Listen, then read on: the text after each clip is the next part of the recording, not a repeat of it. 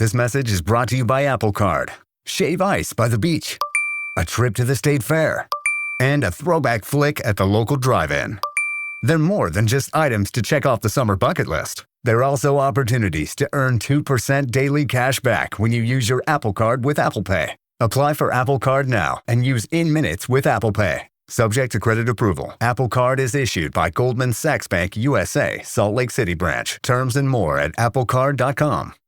Propel Fitness Water. With Gatorade electrolytes, zero sugar, and vitamins, Propel hydrates better than water to help you get the most out of your workout and get back to your best self. What propels you? Propel with Gatorade electrolytes. The new LinkedIn Hiring Pro can't undo your last hire. The human postponer. They were the master of one phrase. I'll circle back on that. But 3 months later, you were the one doing all their work and wondering how big that circle is. But LinkedIn Hiring Pro can take the hiring load off your plate by automating the hiring busy work from the initial job post to scheduling interviews. Hire right the first time with LinkedIn Hiring Pro. Post a free job today at linkedin.com/quality. From the Fifth Quarter Studios in Madison, Wisconsin, you're listening to Coach Unplugged. And now, your host, Steve Collins. Hey everybody, welcome to Coach Unplugged. I'm so happy you decided to join us today. Before we jump into the podcast, I'd like to give a big shout out to our two sponsors. First of all, Dr. Dish, the number one shooting machine on the market. We own 3 of them, and I can tell you personally, even before they became sponsors, their customer service is second to none. Every time I've had any issues with any of my machines, going back to the way old ones, they've always taken really good care of me. Also, go over and check out teachhoops.com. Oh, and mention us, and they'll give you $450 off. Mention Coach Collins or Coach Unplugged, they'll give you $450 off. Also, go over and check out teachhoops.com for coaches who want to get better. We always tell our players that they should be working on their craft. I challenge you to work on your craft. Come over, join a community of like-minded coaches who want to make this game better. It's the reason I started Teach Hoops, is to help pay the bills for all these podcasts, but even more importantly, to give back to this great game that has given me so much, and to set up a roadmap for you to be successful, not only on the court, but off the court. And we offer a 14-day free trial. So come over and kick the tires around, see if you like it. And let's head off the podcast. All right. Welcome to Coach Unplugged. Coach, we'll try not, I was talking to a coach from Ireland. You'll have to listen to it. Okay. And he broke the record. So we will not go 2+ hours tonight. Okay. That's how long him and I went. But I'm going to have you introduce yourself. What I have people do is kind of introduce themselves. So Sean will do that. He'll introduce himself. And then I want you to give like a bio, kind of your synopsis of your coaching career. And then we'll jump into some of the practice planning and some of that other stuff. So let the audience know where you are. I picked up on the Boston accent when we were doing the pre-interview here. But you explain where you came from, kind of where you are now and all that for the audience. Well, first of all, thanks for, having me on, Steve. I just love, talking basketball, and, my name's Sean Doherty, and I was born and raised in Worcester, Massachusetts, right outside of Boston. And I kind of grew up there till I was like 31 years old. And I was lucky enough to play Division III basketball at Worcester State College, Division III school in the MASCAC conference.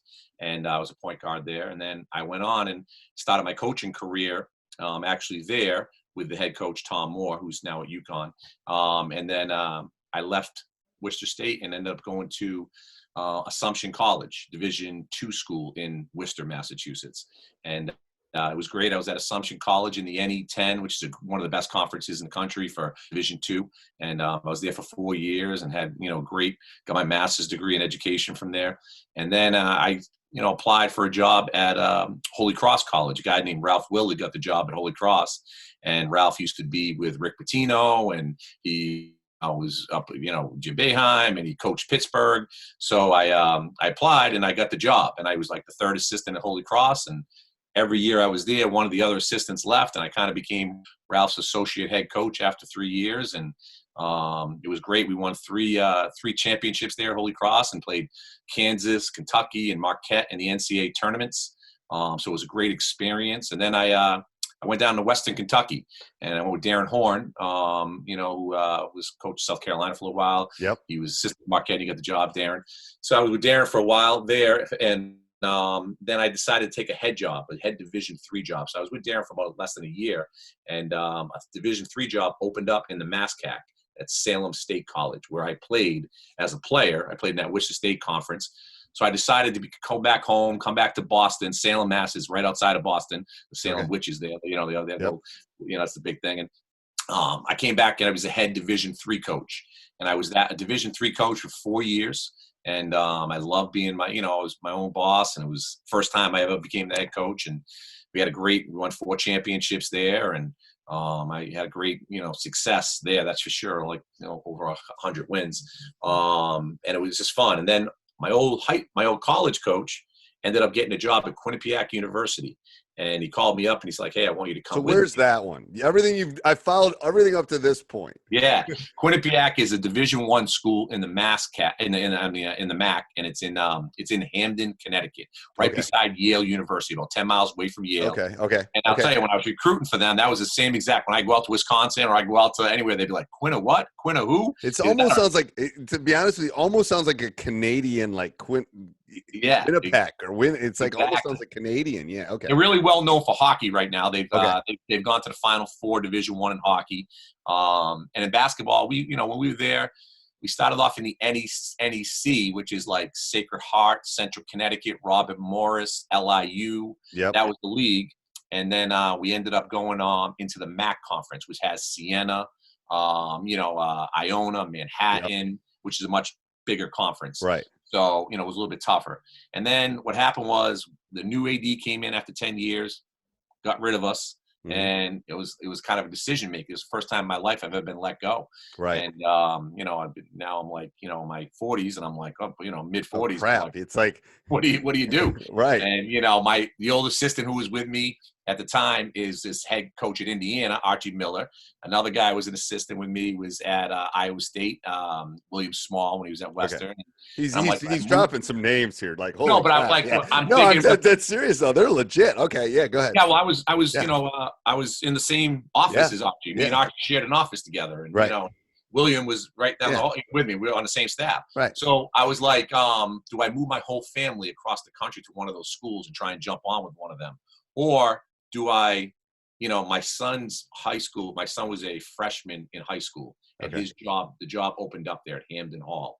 It's a small prep school right here in Hamden, where I was coaching for the last 10 years. I was Division I coach at Hamden, Quinnipiac. And I'm like, you know what? Why don't I coach my son for the next couple of years? So instead of jumping back into Division I across the country and moving my family again, I decided, let's coach my son. And I've had a great experience. And this is going into my 4th year now. Yeah, I've been with him since freshman year. So I've had 3 years now with him at Hamden Hall. It's a small prep school in the NEPSAP. And who does that prep school play? We play like Marionopolis, St. Luke's, St. Thomas More. Middlebury. Like there's a bunch of like small. And do you do PG or you do? We don't. It's only high school, but we do reclassification kids. So a lot of kids come to me and want to do their junior year over and leaving a regular public school. They come and they say, "Hey, I'd like to go there and do a reclass year." Okay. And so there's some good and some bad with that. Some people suggest them to go and stay until you graduate, then go to year prep school. Other kids want to reclass when they're freshmen or sophomore. Well, my son's trying to figure out if he needs the gap year too. Yeah. Who knows? Like, it really is different for every kid, I think. It is. I think it really is. So a couple things. Okay. So first of all, what was it like to play Division III and coach Division III? So that's the first question I have for you. Well, I'll tell you, playing Division III, I was a point guard. It's funny because when I was in high school, basketball was everything to me. And it was like, and I was like practicing all summer long from 8 a.m. until the lights went out at the park at 11 o'clock at night. And then when I got to college, I thought I could kind of drift and just, I got into the whole, I'm a college basketball player, started meeting girls, going out. And so I didn't focus as much as I wish I did on my college preparation. Now that I've been a coach for all these, I realized what I did wrong when I was a player. So I was kind of like a backup, point guard for all those years. And it was fun playing, and we had some great experiences, and I love my teammates. But I don't think I ever got the best of what I could have been. And I played D3 too. There's a love for the game you get at D3. Oh yeah. There's no glory. No. I played in my high school gym filled more than it wasn't even close. Yeah. So, because I went to a big high school, it's like we'd have put 2,000-3,000 in, and then I'd go to college, it'd be like we get 400. Oh, without a doubt, I was just like I was the same thing. You play. There's a difference. There's a love of the game. So Holy Cross Patriot League, great league. It's like a mini Ivy. Like you have obviously the NASDAQ where my son's going, but then you got that one, which is a really good league. I think it's the Patriot League's under. We were, we came into that league when I got there. They did a book. John Feinstein did a book, and I've read that book. It's a great book. Yeah. And it's funny if you ever go into the acknowledgments at the very end. I'm in there, and it says, acknowledgement says, and Sean Doherty in. Yes, you too, Sean. You know what I mean? Because he was always make fun of me. Like I would, hey, you gotta put me in the book. You gotta put me in the book. Yeah, it's funny. It's I mean, his son was looking at it for just school. Wasn't I go there, I won't eat. It's like a Colgate and some of those schools. Unbelievable. You got to be a student. Like you don't go to those schools unless you're a student. I can tell you some stories about some of the recruits we brought in for the academics and bringing them down to the admissions department. It was hysterical. I'll give you a good one. We brought this one kid from New York in, and I was like, all right, listen, we're going down to the admissions interview right now. Like, you got to be on point here. The admissions lady's no joke. She's going to ask you questions. Like, make sure you understand. I told him all this stuff. And she said, this is the true story. Kid came out. I said, how'd it go? He goes, all right, I thought you go. So I asked him, Michigan, I go, what do you think? She goes, well, Sean, I'm not too good. He goes, I asked him what the last book he read, and he said, I don't read books. Oh my God. I'm like, Holy Cross. I'm like, well, we can take him off the old recruiting list. I'll tell you Holy Cross, because that was on my son's list. I can tell you, they wanted, for the financial aid stuff I needed to fill out, they wanted literally to know what my great ancestors made, and where is that third nickel that you said you had? They swear to God, it was more. In my son, I think it was like by the time it was done, like 18 schools. There were little Ivies, the Patriot League.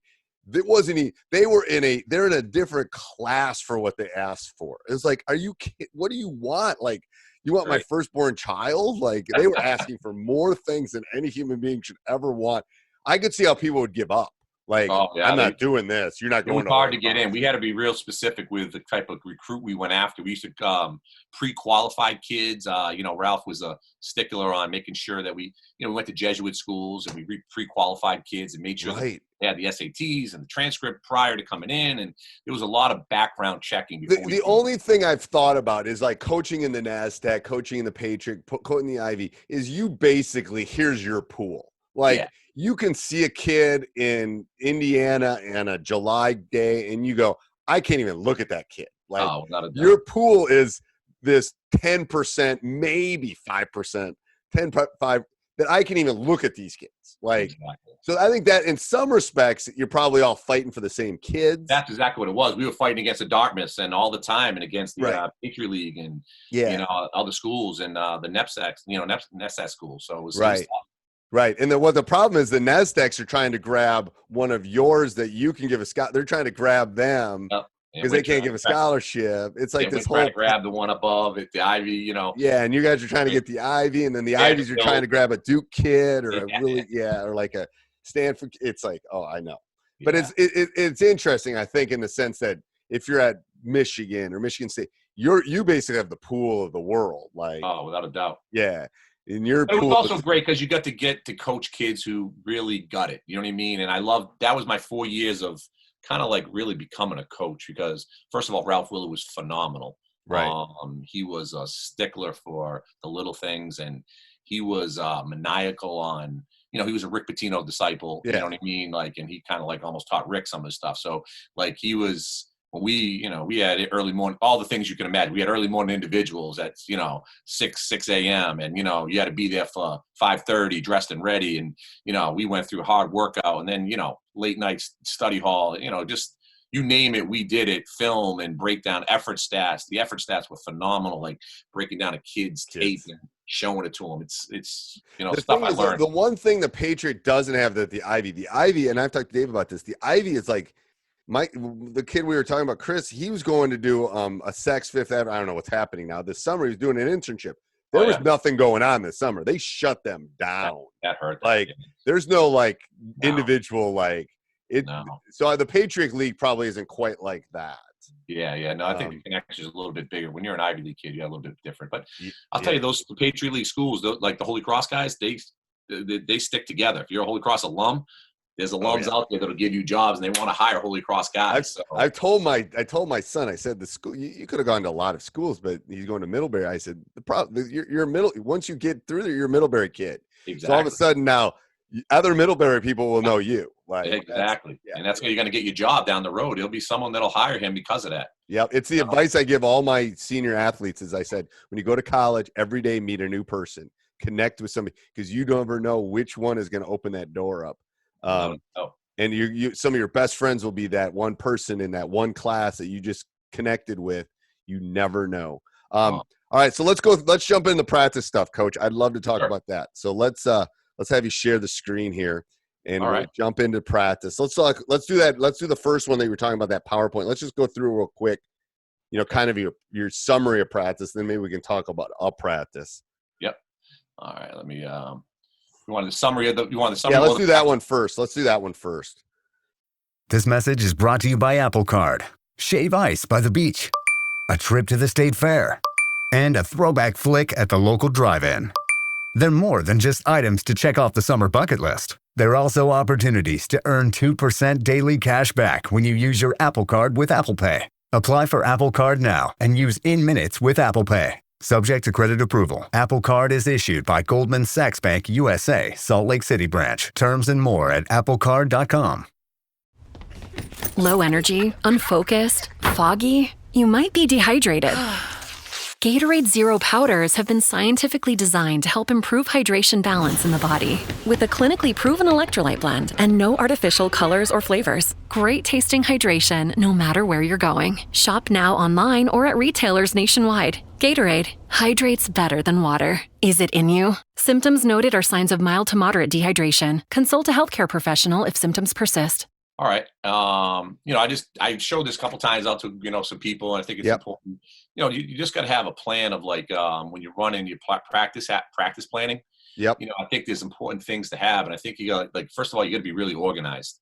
I think you got to meet with your staff and go over, your plans each day. And if you don't have a staff, just make sure you have a plan.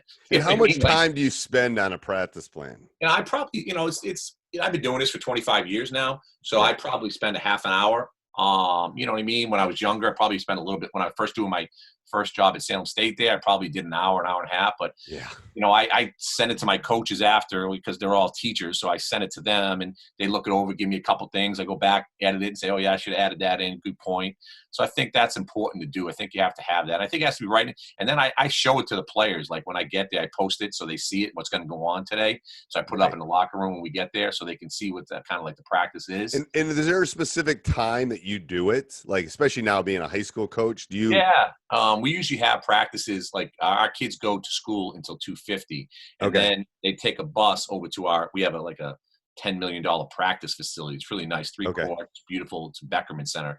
Dave Beckerman, who started the Starter Corporation of the basket, the jacket starter. Yep. He had a lot of money. He used to be the coach here for 20 years. And he built this facility called the Beckerman Center. So the kids leave the school 2:50 and they come over to the Beckerman Center. And then I do study hall from 3 to 4. And I just have them stay in a room and, kind of like the lunchroom there, and they just do some study hall. But then that's why I show the practice plan to have it up, and then we go on the court every day from 4 to 6. Okay. So 4 to 6 is that time, and that gives the time for the teachers who teach, my coach assistants, to get there and that's the hard part. I know. And then do you do your practice plan for the next day that night, or do you wait till the? No, I kind of do it the next morning and talk about it. Then I send it to them an email, and they email me back. Or sometimes I'll do it at night. Depends on how it really goes. I used to do it at night, but I like to dwell on it. I think I dream about it, to be honest with you. I mean, because it's that didn't go well. And do you tape your practices? I started doing that, but then I realized, to be honest with you, I'm the only one watching them and like going over it. And I'm like, because it used to be like in college, like, you know, we have the other assistants, the kids, the players. And the high school level is like, it's me. I'm like, it's the exact same, Coach. And I'm like, and to get managers to help out and to do it like that, I'd rather have the manager running the clock than running the film up top. And, you know, so it's kind of like I got away from it. I did start doing that, but you got to get one of the automated recorder things like VO. Yeah, I know. Those are expensive. They are expensive. That. Yeah, and they just do that? I do. We just got one about a year or two ago. And it's really nice. It's like, and the thing is, what I'll do is I won't watch the whole practice, but it's like I'll be home, I'll eat dinner, and then I'll start thinking about like, oh crud, we didn't do that very well. So I'll go back and watch that drill.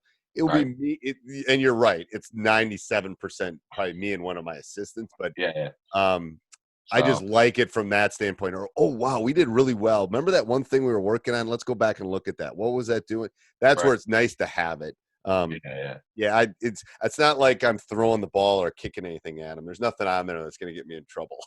Exactly. Yeah, I wouldn't worry about that. I have all my practices open to my parents. I encourage every parent to come to every practice. And where do your kids tend to be local? Yeah, they're all within a half an hour distance because it's a day school only. They don't have no. Okay. Okay. You know, so it's all, you know, there's no overnight kids, so it's all commuting. So it's all parents coming to pick them up. And I just always thought, like, a parent's there, like, why are they sitting in the car waiting? I said, please just come in and watch the last half an hour. If I want to watch my kid play ball for a little while. So I have my kids' parents come in all the time and sit in stands. I just tell them, make sure you don't go crazy, you know, and be loud. You know? Don't yell at them. Yeah. Okay, but, let's keep going.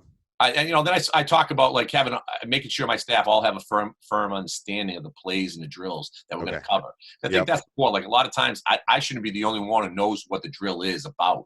So that's why I send it to the coaches early and say, hey, if you don't know the drill, let me know and we'll go over it. Right. I don't want, when you come in early, like we'll talk about it during study hall so you kind of understand.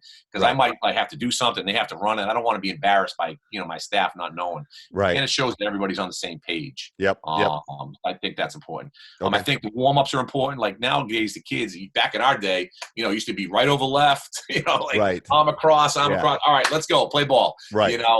Today, I think you got to give the kids a little bit more dynamic warm-up. They used to like some plyometrics, some having a routine. And that's one thing we did when I was at the end of my years at Quinnipiac. We had the Navy SEALs come in and do a SEAL training program. Oh, my gosh. And it was a 3-day program. And I'll tell you, it was unbelievable accountability and leadership. And if anybody could have a chance to have a part of that or watch that on film or whatever, you really should. Because if you're a coach, they just talk about leadership and the dynamics of it. And one of their big things was the warm up and how they have one leader and he would, he'd say, all right, knees to chest, to half court and back, ready. And then the whole group in a line would have to say ready. And then he'd say attack. And then they say attack. And it looked just so good. They were all on the same page. The leader stepped up, told them what the drill was. They all went out and they went to half court and they came back. And then the leader get out and he'd say, all right, next one, butt kicks. Ready, and they all yell ready. And if you as a coach, you got to, if the one kid wasn't saying ready, you went down there and you ripped into him because you got to be part of the group, right? You're following the leader, and I was all about that. And I'll tell you, like the kids loved it. As I said, like they did this 8-minute dynamic warm ups, like play, all the different ones, and it was great. I think the kids really enjoyed it. So I think that's important. And I said, I think running the clock is important. If you have a clock in your gym, you should have that and keep the drills short. Like too many coaches, I go watch a lot of practices and they'll be like, all right, 9 minutes of this. And the kids are like, after minute 2, they're like, done. No. So here's what I tell people when I go out and talk too. It's like, we live in a Snapchat world, people. TikToks, the longest a TikTok is a minute. And most of them are 15 seconds. So if you think you're keeping their attention for 9 to 10 minutes, you're not. That's all that UB Brown practice stuff. I love watching. I watched UB Brown a couple times. Anybody get a chance to watch UB Brown on talking about practice? He is phenomenal. Like I'm talking like off the charts. Like he says, make sure you come in with a cue card. Make sure every drill is 3 to 5 minutes. He's right. He's right on point. I love that. I do. Hubie's got some great stuff. I agree. Oh my God, he's like, man, talking about a genius of basketball back in the day. And then, obviously I think you have your practices start early, like longer early in the year, and then taper them down to make sure to taper it down. Yep. And then, you're down to an hour 15 and is that total an hour 15? At the and very counting end, film? That is when they came in, and, at the end of my practice, late February, because, I hate to say it, but I'd only play probably 8-9 guys. I didn't want to get them hurt. So right. I thought an hour and 15 minutes was good enough. And we, we keep it simple, and we go through it. And, I started early on. It would be 2.5 hours, but then by the end, it's an hour and 15. And I'll tell you right now, when I was at Quinnipiac, same thing, hour and 15, hour and a half at the most in late February. At Holy Cross, Ralph Willard, hour and 15, hour and a half. So a lot of Division I guys doing the same thing. They taper it down. It was 3 hours to start, and by the end, they were doing an hour 15, an hour and a half. I love that. I do that too. I love that. Yeah. And I think that, you got to know that practice is where you create your winning culture.